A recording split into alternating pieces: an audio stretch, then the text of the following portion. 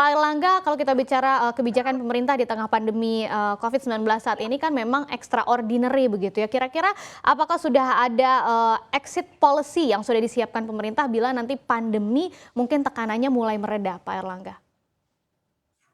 Pertama kita lihat tantangan ke depan bukan hanya pandemi, tetapi tantangan ke depan juga salah satu ada beberapa kasus internasional, misalnya kasus properti di Cina, Evergrande, yang mereka punya utang di global 300 billion dan itu akan jatuh tempo di 2022. Tentu ini akan berakibat kepada sentimen keuangan global di tahun 2022.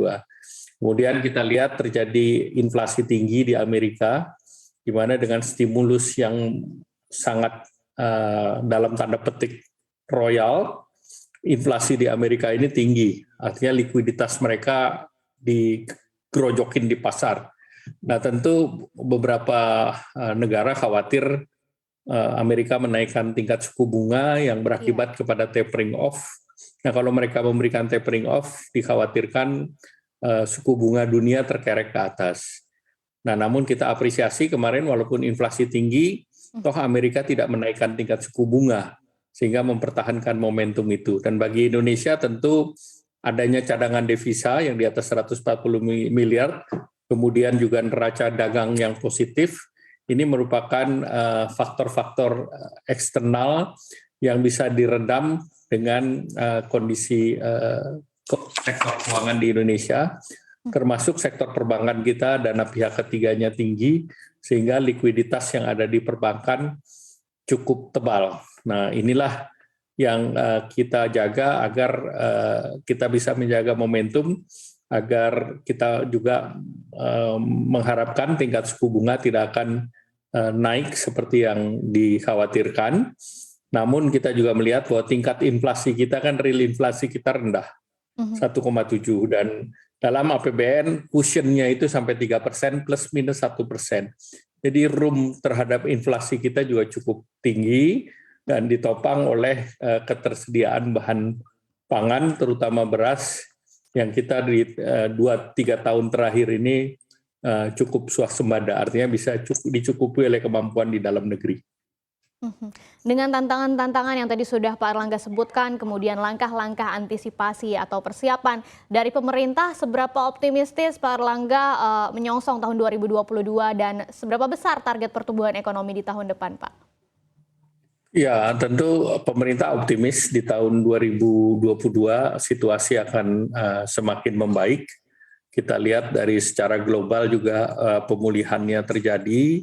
Kita melihat dan memonitor terus Omikron di beberapa negara, karena ini sudah lebih dari 100 negara, namun respons yang dilakukan kelihatannya belum bisa diambil kesimpulan, tetapi dari segi severity-nya itu relatif lebih rendah. Jadi akibat yang membuat parah rumah sakit itu rendah, di Amerika sekitar 3,5%, walaupun dari segi transmisinya lebih cepat, jadi transmisinya 5 kali.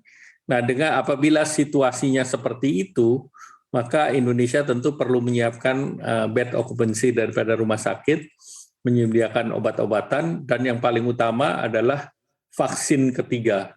Nah, vaksin ketiga ini insya Allah akan dimulai di bulan Januari, dan Bapak Presiden sudah memberikan arahan, selain memanfaatkan vaksin-vaksin yang ada, pemerintah juga akan mendorong vaksin-vaksin merah putih yang saat ini yang sudah siap adalah dari Universitas Erlangga yang akan siap dalam waktu semester kedua. Dan di samping itu juga ada treatment terkait dengan imunitas yang sering kita kenal dengan vaksin Nusantara. Nah tentu dengan berbagai kesiapan dari produksi dalam negeri dan juga ketersediaan vaksin dan kesiapan untuk dosis ketiga. Nah ini diharapkan membuat kesehatan lebih resilient. Nah saat kesehatan lebih resilient, kami melihat opportunity untuk mendorong perekonomian akan semakin baik dan pemerintah akan optimis bahwa capaian di tahun 2022 ini bisa mencapai sekitar 5,2% pertumbuhan ekonomi. Oke, semoga target-target dan upaya-upaya pemerintah tadi bisa betul-betul merealisasikan target yang sudah ditetapkan ya Pak. Nah terakhir ini Pak, untuk merangkum tahun 2021 sebelum kita menutup tahun ini dan menyambut tahun 2022, boleh disampaikan Pak kesannya tahun 2021 ini, tapi hanya dalam 3 kata saja, versi Pak Airlangga. Berat, inovatif, dan pulih. Luar biasa, sangat optimistis ya. Semoga saja kita bisa menyambut tahun 2022 tadi dengan lebih baik lagi dan belajar dari tahun 2021 yang sudah dijalani dengan penuh hati-hati. Terima kasih banyak Pak Airlangga Hartarto selaku Menteri Koordinator Bidang Perekonomian sudah bergabung dalam segmen khusus Economic Review. Sehat dan sukses selalu untuk Anda. Untuk informasi lebih lengkap dan berita-berita lainnya yang terkait, klik link di deskripsi di bawah ini. Dan jangan lupa juga subscribe channel YouTube kami. Pastikan Anda juga menginstal aplikasi CNBC Indonesia yang tersedia di App Store dan Play Store.